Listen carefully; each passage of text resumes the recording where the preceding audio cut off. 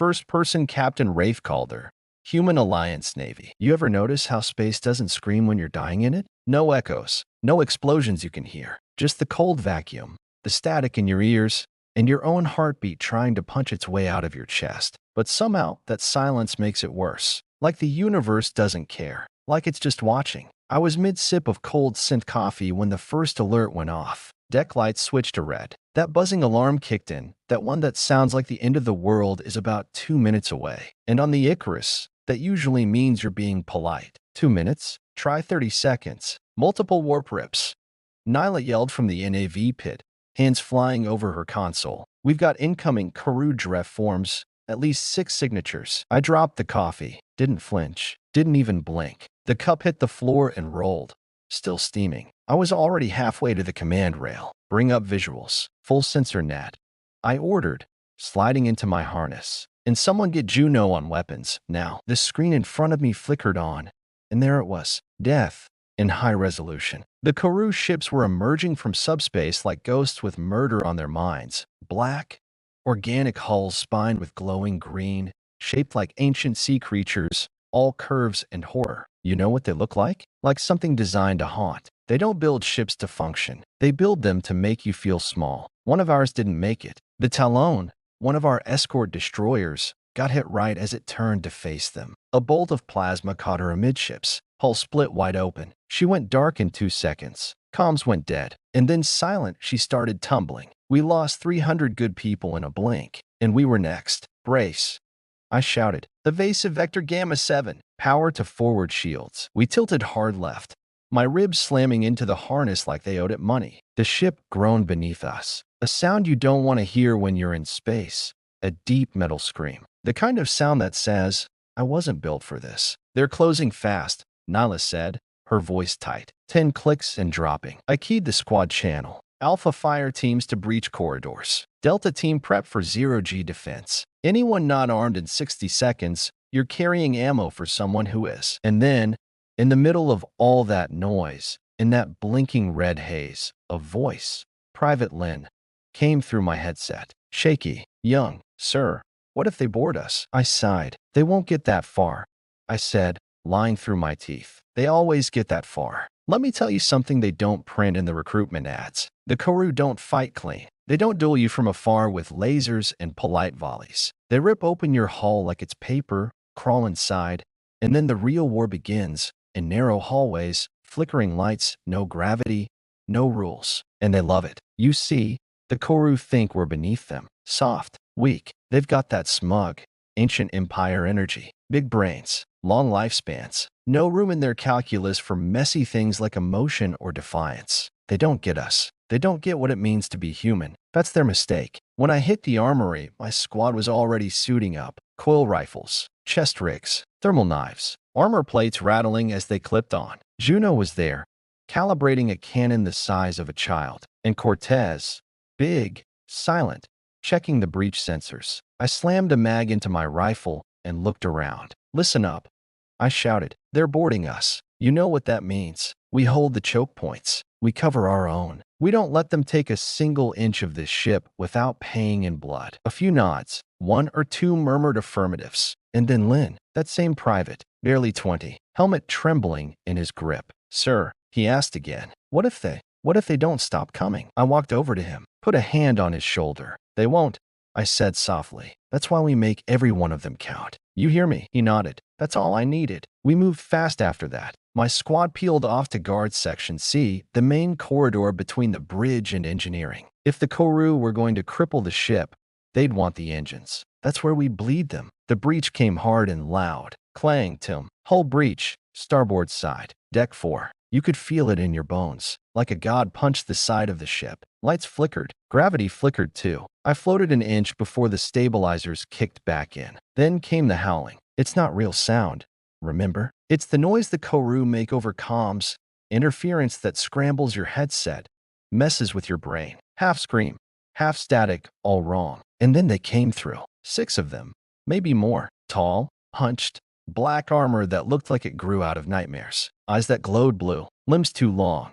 movement too fast. First shot hit Lynn's shoulder. Armor held, barely. He screamed, dropped back. Second shot, mine, caught one of them dead center in its face. It hissed, staggered, and then came harder. They always come harder. But so do we. We fell back in a line, staggered, tight.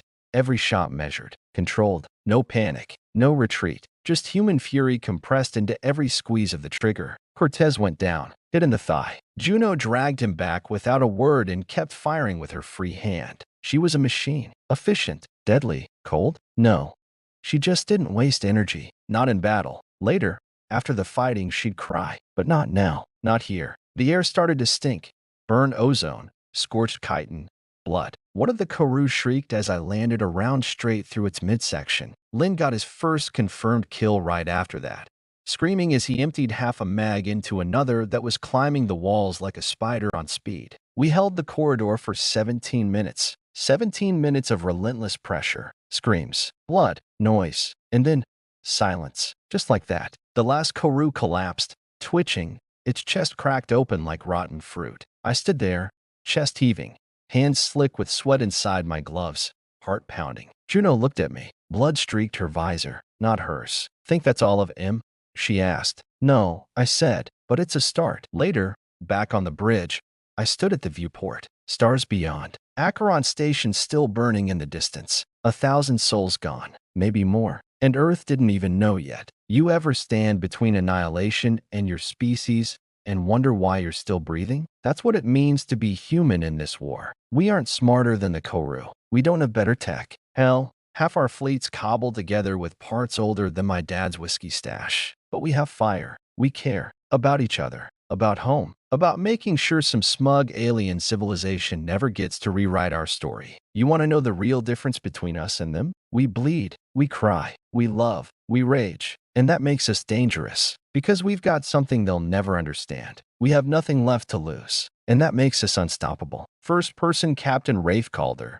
Human Alliance Navy. There's a moment after the battle ends that nobody talks about. Not the victory speeches. Not the flag-raising, slow-motion hollow footage. I mean right after the shooting stops. When the adrenaline fades, your hands are still shaking, and your brain's playing a highlight reel of every wrong move you could have made. That's when it really hits you. You're still breathing, and a lot of people aren't. After the breach, we sealed the corridors, patched the holes, and started hauling bodies, ours and theirs. The med drones floated past me, mechanical arms cradling broken soldiers like babies, and I just stood there, useless. Commander of the Icarus, hero of Section C, and all I could do was watch. Juno was the one who broke the silence. Deck 4's clear. 12 wounded. For dead, including Cortez. I didn't respond right away, just nodded. There's a little flicker behind your ribs when someone you fought beside dies. Like a stubbed sole. It doesn't scream. It just hurts. He deserved better than being a footnote on a mission log. Most of them did. Bag him with honors, I said eventually. No anonymous IDs. Everyone gets a name. Juno nodded. She always understood, even when I didn't say much. We made our way to the bridge in silence, boots echoing down 2 empty corridors. Every now and then I caught a glimpse of my reflection in the steel panels. Blood-specked armor, tired eyes, jaw clenched tight enough to break a tooth. Sometimes I wonder if the person looking back still counts as me, or just what's left after 4 tours and too many ghosts. Nyla was waiting at the helm, fingers dancing across controls like nothing had happened. Long-range scans complete, she said. No more Karoo signatures in the area. Survivors on Acheron? Her face tightened. Minimal. Stations in free-fall orbit. Life support's down. We caught a fragment of a distress beacon cut off mid-transmission. Might have been a shuttle. No way to trace it. Could still be someone out there. Could be, she echoed. Or it could be ghosts talking. That sat in the air for a second too long. I broke the silence by shifting my focus to the bigger screen. The NAV display still showed the whole sector, blinking icons, cold stars, and Acheron Station drifting like a wound in the dark. You want to know what really broke me? That station was supposed to be safe. A supply outpost. Families lived there. Techs, scientists, kids. It wasn't even a military target, which meant the Karoo didn't attack for strategy. They did it for cruelty. To remind us we were prey. You ever think, I asked suddenly, that maybe we're just giving them reasons to keep coming? Nyla glanced at me, eyebrow raised. You mean like existence? Yeah, that. Just being here. She didn't answer, just leaned back, staring at the stars like they might offer a better response than she could. I went back to my quarters after that. Needed to get out of the hum of the bridge. Needed, I don't know, to feel human for 5 minutes. My room wasn't much. A metal cot, a desk covered in loose data chips, a tiny screen cycling through photos I never had time to look at, my sister's graduation, my mom's stupid cat, a beach on Earth I barely remember visiting. I stripped off the armor piece by piece. My shoulders ached, my ribs were bruised, and my hands wouldn't stop shaking. There were pills for that, stims, nerve dampeners, half the fleets on them. I kept mine sealed in a drawer, untouched. I wanted to feel it, the fear, the guilt, the fight, because feeling it meant I was still in control. Once you stop feeling things, you're one trigger pull away from becoming like them. A few hours later, we held the memorial. Small, quiet, just the crew who could still stand. Juno said a few words. Lynn read the names. Nyla stood at the back, arms folded like she was holding herself together. We spaced the bodies out of the cargo bay one by one. No music, no speeches, just the cold vacuum swallowing our dead like stars falling into black holes. When Cortez's body floated past, wrapped in that gray Alliance shroud, I swallowed something hard and heavy. Couldn't name it, couldn't fix it. Rest easy, I whispered. You earned it. And then he was gone. After the memorial, Lynn came up to me. The kid was pale, still jumpy. His armor didn't fit right, like it had been made for someone else. Probably had. Sir, he started. I just wanted to say thank you, back there, for pulling me out. I didn't pull you out, I said. You stood your ground. He fidgeted. Yeah, but I was terrified. We all were. He looked surprised. What? You think I wasn't scared?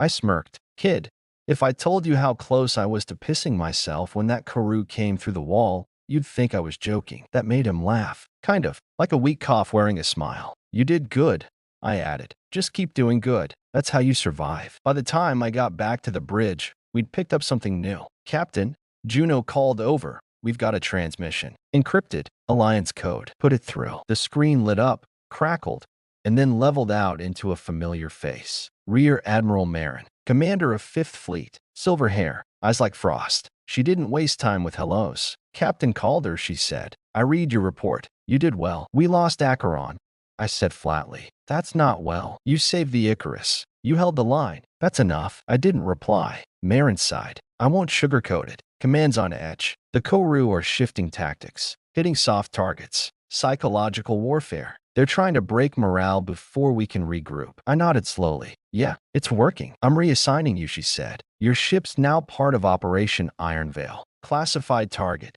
Deep space. High risk. I raised a brow. We barely survived this run. You want to throw us into another? I want my best where they count most. You and your crew are resourceful. You adapt. You fight. And there it was again. That word. Fight. Not win. Not survive. Just fight. That's what we are now. Weapons wrapped in flesh. Tools to buy time. Coordinates incoming. Marin finished. No details over comms. Just get there. And Rafe, she hesitated. Don't lose that fire. That's the only thing keeping us from extinction. The screen blinked out. I stood there for a while, watching the stars through the viewport. They looked the same as always, cold, distant, eternal. But they weren't. Some of those stars were dead. Light takes years to reach us, and a lot can happen in years. Whole systems fall. Civilizations vanish. Sometimes, all that's left is a pretty dot in the sky pretending nothing changed. But it did, just like us. We're dying out here. Not fast, not all at once, but slowly, bite by bite, battle by battle. And the worst part? We keep pretending we're fine, but we're not. I turned to Nyla, who was already prepping jump coordinates. Ready?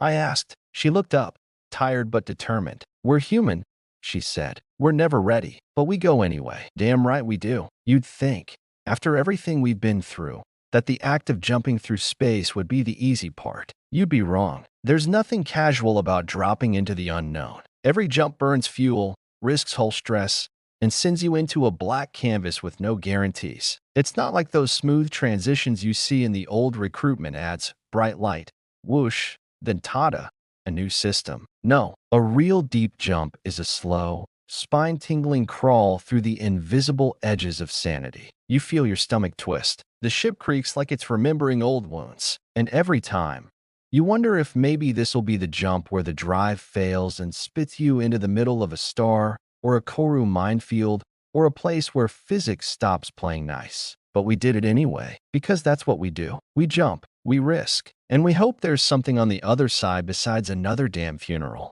Coordinates locked, Nyla said from the NAV chair, voice steady despite the tension threading the air like invisible wire. Drive spooling, Juno added. We're good for burn in 10. I glanced around the bridge. The crew was quiet, focused. There was a rhythm to it now, like a scar that healed into habit. Everyone had their own way of dealing with the fear. Lin fiddled with his dog tags. Nyla hummed under her breath. Juno chewed mint gum like she was mad at it. Me?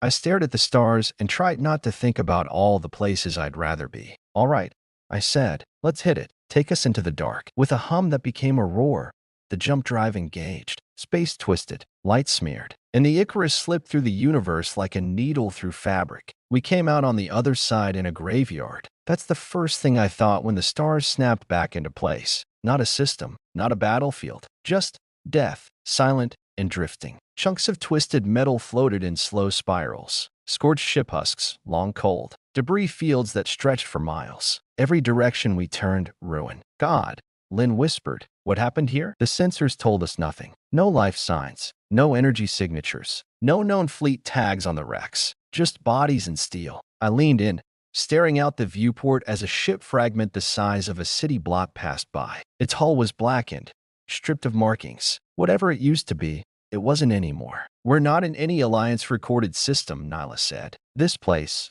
it doesn't exist on the charts. Marin sent us here blind, Juno muttered. Figures. She must have had a reason, I said, even though I wasn't sure I believed it. I'd served under Rear Admiral Marin for 6 years. She was sharp, calculated, cold enough to chill whiskey. But reckless? Never. If she sent us here, it meant something. I just hoped that something wasn't our tombstone. We drifted for an hour, scanning the wrecks. Juno patched in drone feeds. Little scout bots sipped between the debris, feeding back data. Nothing on comms, she said. No signs of recent conflict. Whatever happened here? It happened a long time ago. How long? I asked. She frowned. Centuries. Maybe. That didn't sit right. The Karoo had only started showing up in our corner of the galaxy the last 30 years. But this destruction, it looked familiar. Too familiar. I saw ships that bore human design. Old designs. Pre-Alliance. Stuff from the era when Earth barely had colonies on Mars. And then I saw one, floating at the far edge of the wreck field. A massive structure. Not a ship. A station. Long. Angular. Covered in hull plating I didn't recognize. A single light pulsed on its surface. Red. Steady. Like a heartbeat. There, I said. Zoom in. The drone's cam feed sharpened, pushing past layers of dust and static until we had a full view of the station. No name. No markings. But the architecture, it wasn't alien. It was ours. Or at least, it used to be. I brought the crew in tight for a meeting. Old school. In person. No hollow feeds. I wanted to see everyone's faces. We sat in the situation room. Dim lighting. Coffee gone cold. The kind of quiet that makes you think twice about speaking. I think we found what Marin wanted us to see, I started, bringing up the image of the station. No records in our system, but definitely human-made, and definitely ancient. What's it doing all the way out here? Nyla asked. No clue, I said, but it's the only thing in this system still drawing power. Could be bait, Juno said flatly. Karoo have used old tech as traps before. Let one of us bite, then hit the ship while we're distracted. Agreed. I nodded. But it's the only lead we've got. We're going in. Silence. Then Lin. Are we boarding? I nodded. Me. Juno. You. Lin. Nyla runs the ship. No drones. We go in manual. This isn't about salvage. It's about answers. We suited up and docked 2 hours later. The boarding tube hissed as it sealed to the station. There was something eerie about the way it greeted us, like it had been waiting. No resistance, no defense grid, just silence and that red light blinking like an ancient metronome. Inside, the air was stale but breathable. Gravity was low. The walls were lined with old conduit and broken screens that flickered weakly when we passed. This is pre-fusion tech, Juno muttered. Way older than anything the Alliance built. But it's human, Lin said, right? No weird Karoo junk. I nodded. Yeah, it's ours. Or was. The deeper we went, the stranger it got. The corridors were long, symmetrical, like a maze built by an architect obsessed with order. No names on the doors, just numbers. Some halls were completely dark. Others flickered like old memories. And then we reached it, a chamber at the station's core, circular, 30 meters across. In the center, what looked like a throne or a control chair. surrounded by data terminals and glowing blue panels. I stepped forward, fingers grazing one of the panels. It responded. Holograms flared to life. Static written, corrupted, but still running. A symbol appeared above the chair. An eagle, wings spread wide, earth behind it, and a word, Solcom. My blood ran cold. Solcom, a name I hadn't heard since Academy history vids. The Solar Command Authority, Earth's first real space military. Before the Alliance, before the unification. They'd vanished centuries ago, collapsed during the colonization rebellions. But this place, this wasn't a grave. It was a relic, untouched, unspoiled. And then the voice spoke, not through our helmets, not over the ship's comms, inside our suits. Unauthorized access detected, it said. Female, calm, cold, designation, human. Welcome home. Juno spun. Who the hell? I raised a hand. Let it talk. Protocol status. War emergency level 6. Human species survival. Compromised. Initiating legacy defense sequence. We all looked at each other. Legacy what? Lynn asked. A new hologram appeared. A map of space. Old territories. Ancient borders. And dots, thousands of them, marked as destroyed. Systems we knew. Systems where colonies vanished and reports were buried. And the Koru? They were on that map, too, long before we ever knew their name. Holy shit, Juno whispered. They've been fighting them since before the Alliance. This wasn't just a station, I said, realization hitting like a punch to the chest. It was a fallback command post, buried, hidden, and we were never supposed to find it, Juno added. The voice spoke again. Final protocol unlocked. Defense construct activated. A hidden panel slid open behind the control chair. Inside, something glowing. Not tech, not a weapon. A person. Cryosleep pod. Still active. And inside, a man. Uniform long gone out of date. Body frozen in perfect preservation. But unmistakably human. Lynn stepped closer. Who is he? I stared at the nameplate etched in the console. General A. Reyes, Commander. Solcom First Fleet. He was the last one, I murmured. The last commander of humanity's first war. And he's been asleep in here, waiting for us to come back. We didn't speak as we made our way back to the Icarus, each of us deep in our own storm. This wasn't just about survival anymore. This was about legacy. The war we were fighting now? It wasn't the beginning. It was the end of something much, much older. You ever watch someone wake up from 100 years of sleep? It's not like the movies. There's no dramatic gasps, no eyes flying open with purpose, no whispered lines like, "Where am I?" with swelling music in the background. No, it's awkward, slow, ugly.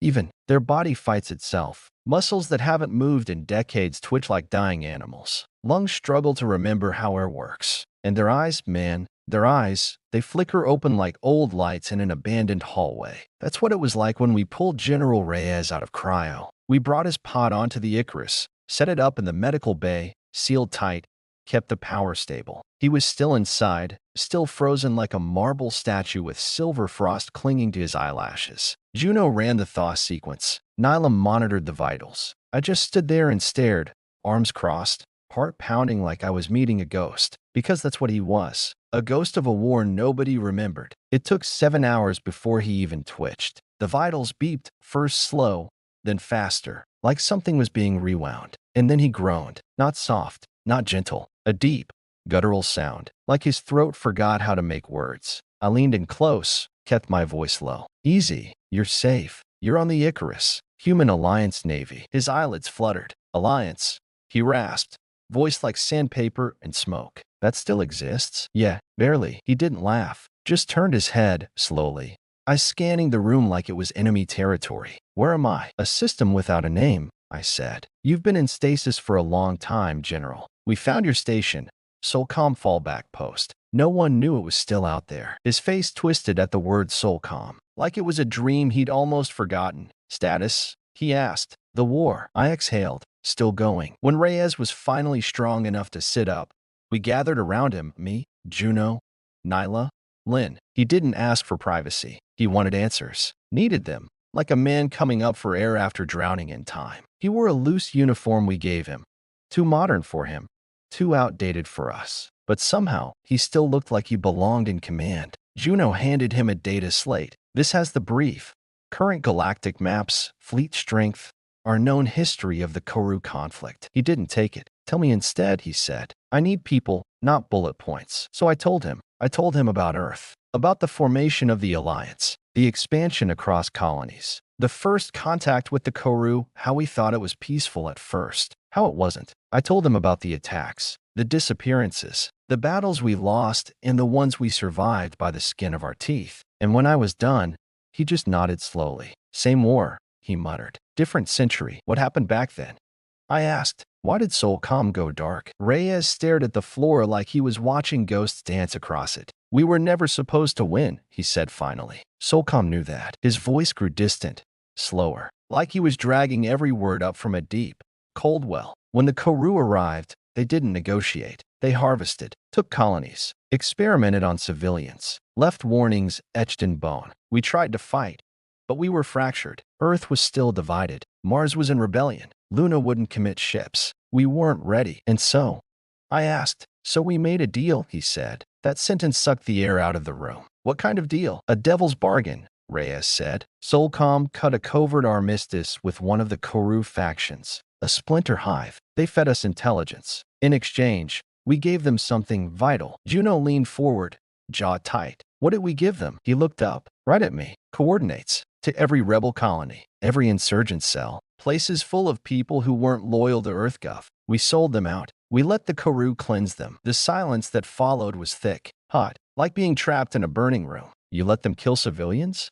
Lynn asked quietly, voice shaking. Reyes didn't blink. I let them die so Earth could live. That was the trade. And there it was. The cost of survival. Not glory. Not victory. Just cold, calculated betrayal. I'm not here to defend it, Reyes said. I'm not proud of what we did. But if we hadn't, Earth would have been glass. Humanity would have ended in that war. And what happened to the Koru splinter Hive? Juno asked. Reyes gave a dark smile. We killed them, right after they handed over the last of their kind. Burned them out of the void. Cleaned our hands with fire. God, it was so human it hurt. Use the monsters. Then burn the monsters. So why the station? I asked. Why the cryo? Why lock yourself away? Reyes leaned back, voice cracking. Because we knew they'd be back, he said. And when they came, I had to be here to warn you, to tell someone what we did, what's buried beneath the old codes. He looked up, eyes suddenly sharp, fierce despite the age. There's something they're looking for. Nyla stepped in. What is it? He didn't answer right away. He stood, walked to the small viewport overlooking the wreck field beyond. His breath fogged the glass. We build a weapon, he said quietly. Not a bomb, not a fleet, a signal, a virus, a frequency tuned to Koru biology. It disrupts their hive mind link, turns them feral, isolates them from the collective. I stared. You're telling me you created a way to break them? Reyes nodded. And we buried it out here, deep beneath the system's dead moon. Sealed it in an old Solcom vault, because we didn't trust ourselves with it. Why? Lynn asked. If it can end the war, why bury it? Reyes turned to us, eyes full of something I couldn't quite read. Because it doesn't just break them, he said. It corrupts them, leaves them alive, mad, uncontrollable. They don't die. They just stop being Koru. He looked down, quiet. We used it once, on a test hive. They didn't scream. They laughed, ripped each other apart, built things out of bone and metal, things we still don't understand. And then they vanished into deep space, took the madness with them. Nobody spoke. Even Juno didn't have a quip ready. So now what? I finally asked. Reyes turned to me. You dig it up. Back on the bridge, I called the crew together. I didn't lie to them, didn't sugarcoat it, told them everything. What Reyes told us, what was buried below, what it could do, and what it might cost. I'm not going to order anyone to come, I said. This isn't a mission. This is a decision. We go down there. We might bring back something worse than what we're fighting. But if he's right, if it works, we could end this. For a long moment, nobody moved. Then Juno stood. Let's finish what Solcom started, she said. Then Nyla, we've come this far. And then Lynn, shaking a little, but eyes firm. I'm not letting anyone else get spaced because we were too scared to act. God, I was proud of them. I nodded once. Suit up. We're going to the moon. As we made our way to the launch bay, Reyes walked beside me. You sure about this, Captain? He asked, voice low. No, I said, but I've never been sure about anything in this war. He smirked. Good answer. We climbed into the lander, locked in, and launched. Below us, the moon spun slowly, gray, lifeless. But beneath the surface, something waited. A relic from a forgotten war. A weapon forged in desperation. And above us, the stars watched, cold, unblinking, unaware of the fire we were about to dig up. There's something about moons. They're always quiet. Not peaceful, not serene. Just quiet in that way old graveyards are. The kind of silence that feels like it's holding its breath, waiting for someone to dig too deep and regret it. That's exactly what we were doing. We touched down on the dead moon 20 clicks from the vault's last recorded coordinates. Juno brought the lander in low, just kicking up in clouds that took minutes to settle. There's no atmosphere here, just rock and time. And underneath all that, the past, buried, angry. Suit check, I called, pulling the helmet over my head. Oxygen hissed in. HUD flickered online. Pressure sealed. I was locked in. So was Juno. Lynn. Nyla stayed aboard the Icarus, keeping Overwatch in orbit with Reyes monitoring systems from the bridge. We're patched in, Nyla said over the comms. Feed is stable. If something jumps out of the ground and eats you, I'll make sure it gets a nice slow replay. Comforting, Juno muttered. We moved out on foot, boots crunching over powdered regolith, gear humming in the silence. Stars wheeled overhead like cold watchers. The terrain was jagged, uneven, like the moon had been cracked open and never healed. 10 minutes into the hike, Lynn broke the silence. So, we're really gonna dig up an ancient mind-warping signal? Juno snorted. We've done dumber. He looked at me. Cap? I glanced back. If this works, we break their Hive link. We cut off the war at the spine. If it doesn't, well, at least we'll make a hell of a cautionary tale. Lynn didn't laugh. He just kept walking. The vault wasn't easy to find. Turns out hiding something at the bottom of a lifeless moon works. Reyes had given us rough coordinates, but Solcom didn't build anything without redundancy, decoys, false markers, fail-safes. It took us hours, and we almost missed it. A faint thermal signature buried beneath a hill of rock and ice. Half a meter down, Juno's scanner caught something metal. She called us over. We cleared it with gloved hands and laser cutters. Dust floated, slow and surreal. And then there it was, a door, old alloy, cracked but intact, carved with an emblem long forgotten, Solcom's eagle, worn, faded. It didn't open at first. Lynn tried voice command. New objective, seek, isolate, and neutralize fractured incursions. Juno blinked. Neutralize? What does that mean? Kiva didn't answer, because we already knew. So that was it. We'd made a fire. Now we were being ordered to hunt it. I gathered the crew in the ready room. No ranks, no orders, just the truth. They're turning this into a black war, I said. No records, no oversight. They want us to find the fractured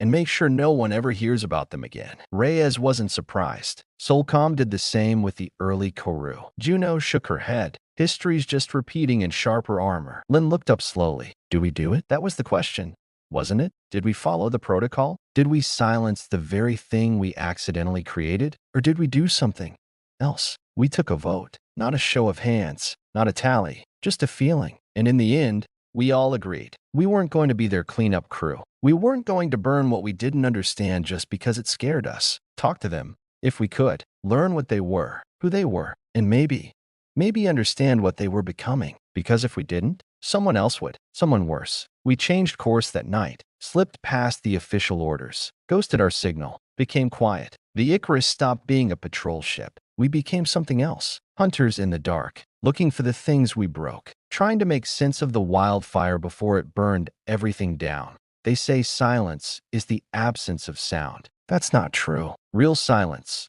deep space silence, is alive. It breathes. It hums just below hearing. And when you're out there long enough, chasing phantoms through star systems no one's named, that silence stops being empty. It starts whispering back. We'd been ghosting through the edges of Alliance space for 6 days, chasing static, following anomalies, bits of signal that shouldn't exist. Juno called it hunting echoes.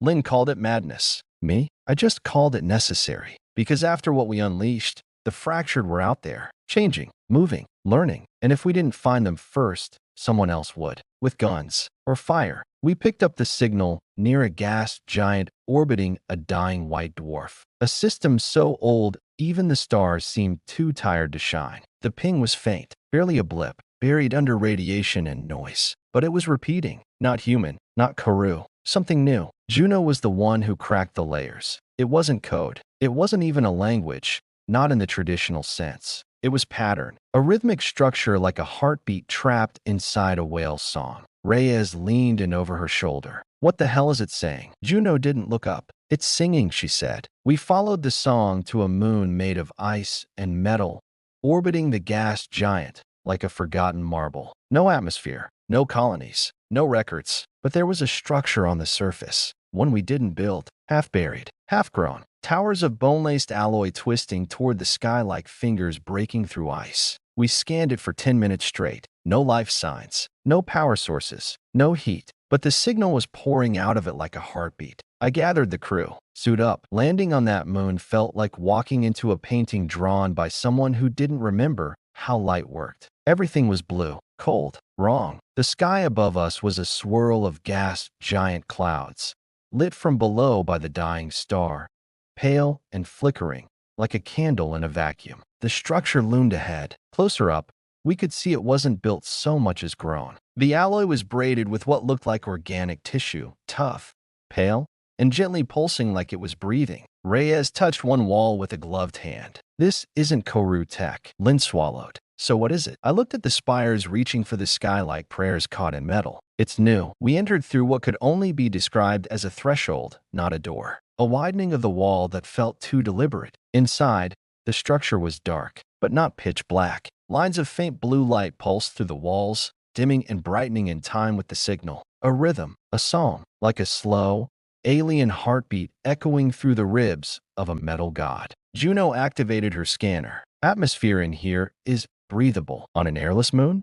Lin said, already nervous. She nodded. Yeah, but don't take your helmets off unless you want to find out what alien oxygen tastes like. Good advice. We moved in deeper, and then we heard it. Not through the radios, not in our ears, in our heads. Whispers, melodies, words that weren't words, feelings wrapped in tone, not hostile, just there, present, listening. We found them in the central chamber. 7 of them, fractured. They stood in a circle, unmoving, eyes closed, bodies thin, angular, like Koru, but not. Their skin had started changing, mottled with patches of plated growth, patterns that almost resembled circuitry. And on their chests, pulsing in perfect time, were glowing sigils. Organic, alive. The one closest to us opened its eyes. I swear I forgot how to breathe. Because those eyes, they weren't alien. They looked human. Lin raised his rifle. Don't. My voice was quiet but sharp. It cut through the air like a knife. He hesitated, lowered it, but didn't relax. The fractured didn't move. Then, one of them stepped forward, slowly. No weapons, no sudden motion. It raised a hand, and it spoke, not aloud, but inside. All of us heard it at once. A voice without language, a presence without a mouth. You are the fire. We are what burns. Juno flinched. It's talking to us. Reyes's eyes were locked on the one in front. No, it's showing us. And it was. Images flashed behind our eyes. Not memories. Not exactly. Impressions. The moment the signal hit their fleet, the shattering of the hive, the silence that followed, the terror of individuality, of being alone. And then, slowly, something else. Curiosity. The fractured weren't broken. They were free. I stepped forward, heart pounding in my ears. Why contact us? The voice answered, not in words, but in a storm of impressions and tone. You gave us the signal, the mirror, the fracture. We saw ourselves through it. We are no longer hive. We are no longer prey. We seek our own voice. Reyes whispered.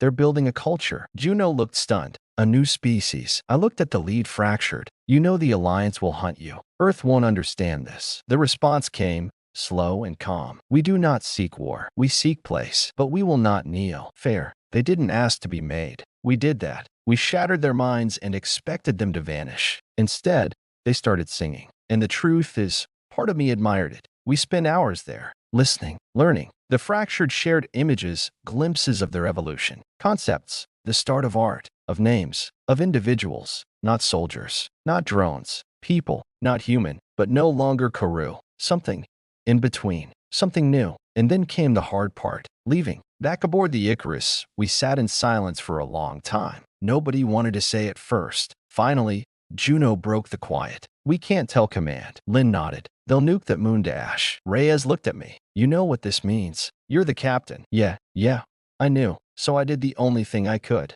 I recorded the truth. Not a report. Not a sanitized file. A message. For someone. Anyone. Maybe years from now. Maybe never. I told them what we saw, what we did, and what we changed. I logged it under a red flag code, encrypted 6 layers deep. Then I buried it in the Icarus's archive under a dead file name, a ghost in the machine. And I said this, we didn't find enemies out there. We found echoes, and they sang back. We didn't end a war. We cracked open a mirror, and on the other side, they looked back.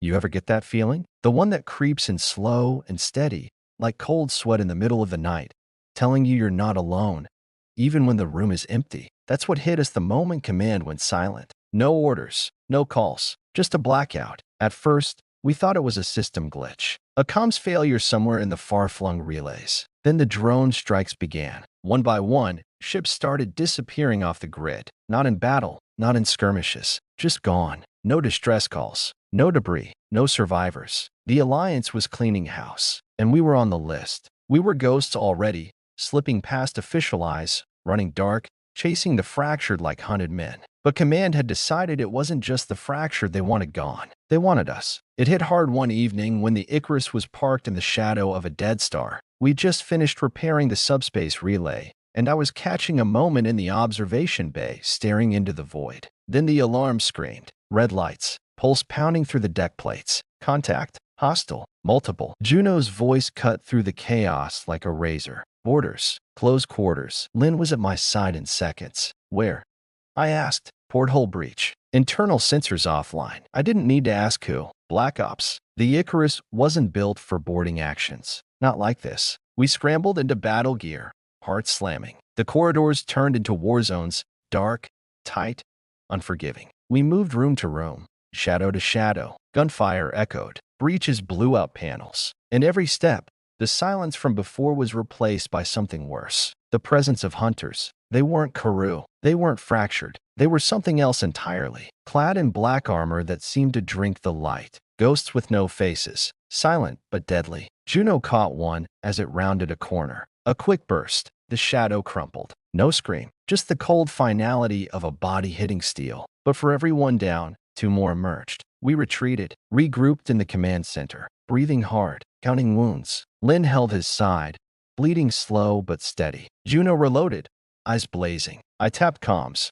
voice low. We're under attack. This is a Black Ops strike. Command's gone rogue. Reyes grimaced. They want us dead. I nodded. And they want the fractured buried. That night, we held a council. No ranks, just raw truth. If they wanted to kill us, Reyes said, they'd have done it already. Juno shook her head. They want the story, the truth. They want to erase what we found. Lynn looked me in the eye. What do we do? The answer came fast. We went dark. Communications cut. Transponder off. We vanished from the grid, but running wasn't an option. Not with them hunting. We needed allies. So we reached out to the only place no one thought to look. The fractured. Making contact was a risk, but it was also a necessity. The Icarus slipped through the void toward the ice moon.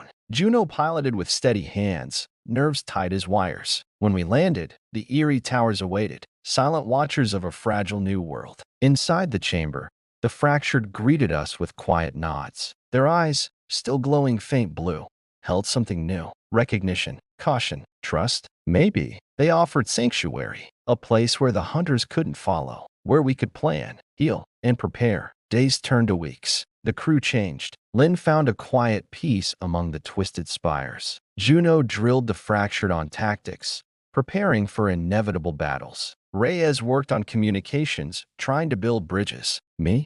I wrestled with the weight of command, with the knowledge that no one was coming to save us. One night, as the gas giant glowed cold and distant, I stood with the lead fractured. We shared a silence that needed no words. Finally, I asked, "What do you want from us?" Their response wasn't in language. It was in hope and fear and a promise. We seek to be more, to survive, to live. I nodded, because in that moment, I saw the truth. The war wasn't about enemies anymore. It was about what comes next. Back aboard the Icarus, we prepared for whatever the galaxy would throw at us next. Because we were no longer just hunters or hunted. We were something else, something new. Some endings don't feel like endings at all. They feel like echoes, faint shadows of moments that slipped through your fingers while you were busy holding your breath. The Icarus drifted in the cold dark of the outer system, its hull scarred and battered, but alive. Inside, the crew was quieter than usual, not from fear, not from defeat, but from something heavier, the weight of knowing that what comes next might not have a name yet, not a clear path forward, just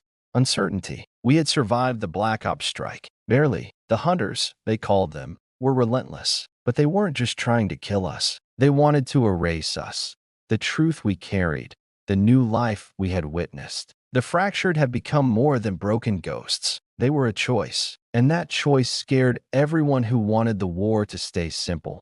Humans versus Karoo, black and white. We shattered that. Now, we had to live with the fallout. Juno stood by the viewport, eyes locked on the swirling gases of the nearby star. I keep thinking about what Kiva said, about results shaping history. Her voice was quiet, almost a whisper. I wonder if she was right, or if she just wanted us to follow orders blindly. I didn't answer, because I knew she was both. Command was fractured too, a battlefield of politics and fear, and we were caught in the middle. Lynn was working the comms panel, fingers dancing over the controls like it was a piano, delicate but determined. "Captain," he said without looking up, "we've got a signal. It's coming from the core systems." My heart skipped. The core systems, the place we fought to defend, where the war had begun, where it might end. We gathered in the command room. The crew's faces were tired but fierce. Reyes rubbed his jaw, eyes narrowing. "This could be a trap," he warned, "but it could also be a call for help." I looked at the signal waveform on the screen,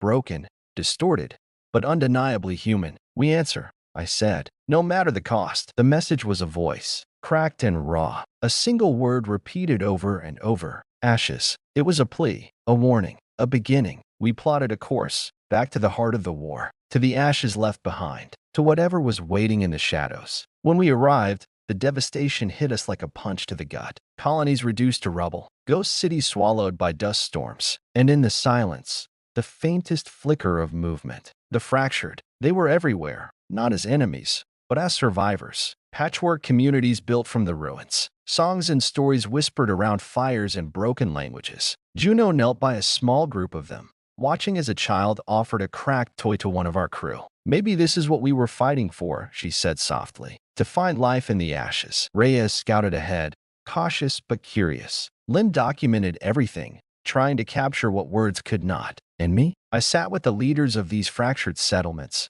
listening. They spoke of fear and hope, of rage and forgiveness, of a future that was no longer certain but possible. Then the sky darkened. Enemy ships, old foes, new threats. The war wasn't over. It was just changing shape again. We prepared to fight, not just for survival, but for the fragile hope we'd found. The Icarus was battered, but its crew was ready to face whatever came next. As the enemy closed in, I stood on the bridge, heart pounding. I looked out at the stars, scarred and shining, and I thought of the wildfire we started, the echoes we left behind, the ashes that still held the spark. Because sometimes, from the ashes, a new song begins. And maybe, just maybe, that song can change everything.